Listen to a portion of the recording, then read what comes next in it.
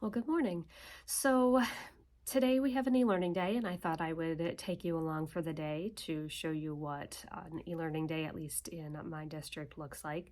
So Indiana, a couple years ago, put in to effect that schools can only take 3 e-learning days, and those are for weather-related closures, so in replace of a snow day.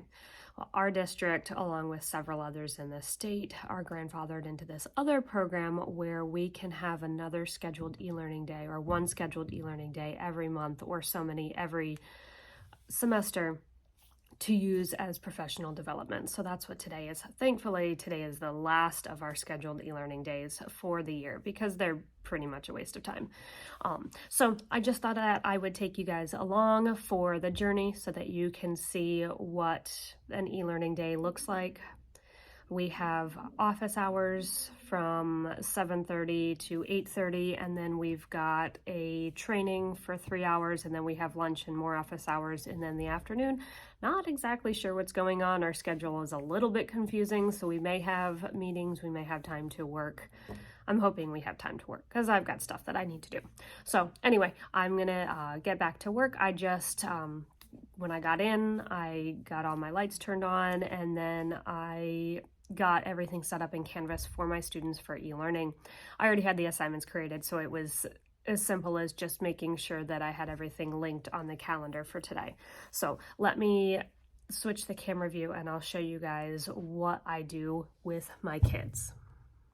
So here's my Canvas page. So when we scroll down, my students will know to go here, so they click in here to check in by 3 p.m. So I just have my students fill out a Google form for attendance. It's pretty easy for me to look and see who's here, who's not here. They don't have to really do any work. And then they have their assignment right here, a Unit 8 review. So the check-in that they're doing looks like this when they pull it up. So it asks for their first and last name. It asks which class period they're in, and then they have to answer this question: which one doesn't belong and why? This is a great resource. I don't know if any of you guys have used that, but it is on a website. If you just Google which one doesn't belong, there's all sorts of different things. I haven't been using these too long, so I'm starting out simple with just numbers, but there's a lot of great resources on there. And then they submit that, and it pulls it into a Google Sheet, and that allows me to take attendance. I have to have attendance in by 4, so I have kids fill out the attendance by about 3. I give them till 3:15, and at that point I close it, and then I start working on attendance because it takes a while from the Google form. Even though I can sort it just by the period, a lot of my kids pick the wrong period. They don't put their first or their last name, things that you think would be common sense for high school kids. So anyway, I'm going to continue to get working, and I will jump on and talk to you guys later.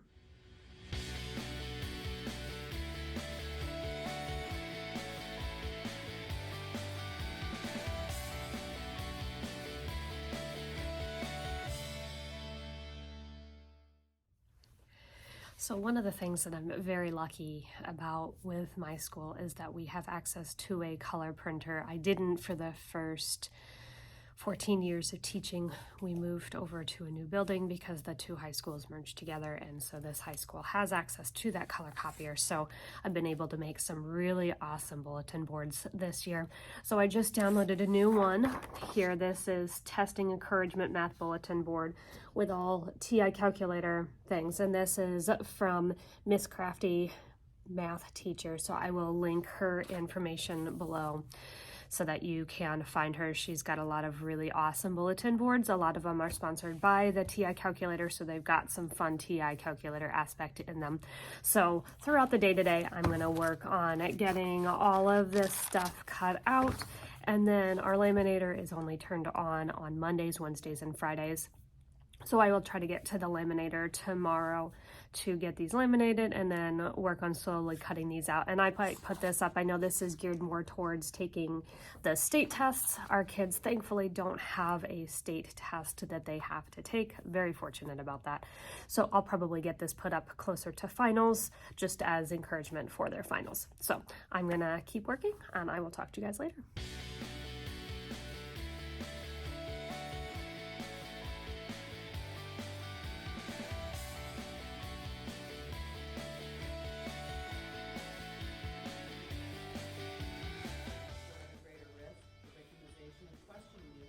or less risk compared to other LGBTQ youth. More studies are needed to understand how socioeconomic status, immigration status, and minority religious affiliation make students more vulnerable to bullying. The National Academy's report in 2016 includes other vulnerable groups such as minority groups.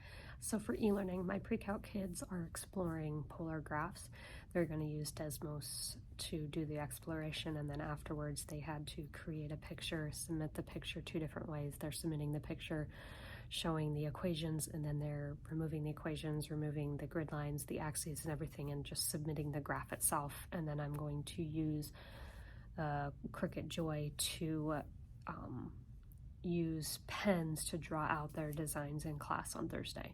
So I'm just kind of going through and starting to get those things all set up. So I will take you guys along for that process. So here's one of the cool designs that one of my students made here. And let's see, there's another design. And here's a third design that my students made. So I'm going to download this version right here that doesn't have any of the axes, and then I'm going to pull it into the Cricut software and remove the background so that I can get those printed out.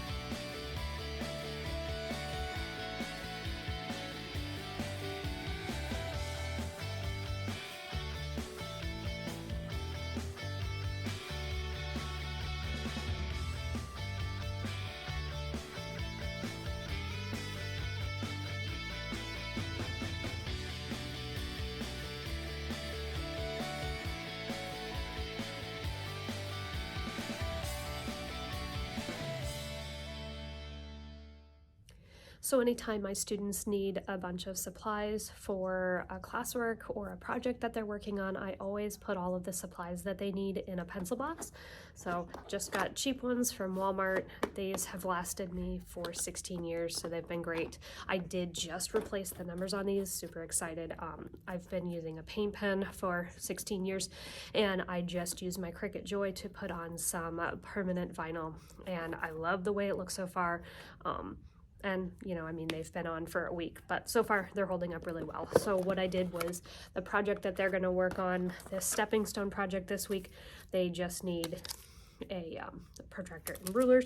So I will try to put, you know, I've got typically 4 students in a team, so I try to put 4 of each of the supplies if it's something that they're going to use a lot. So like the rulers, I only have enough to give each group 3 of these really nice ones, so that's all I'm going to leave in there. If it's something like glue sticks, I'll probably only put 2 in there. But I found that this has been really helpful in getting all of my supplies out to the students really quickly. They know what team number they are, so they come grab their box, and it has really eliminated supplies that turn up missing or destroyed or just left on the table, because I know that this is what came in the box when you guys got it. This is what I expect to go in the box when you guys return it. So it's been a really great management system for me to use to ensure that I get all of my supplies back.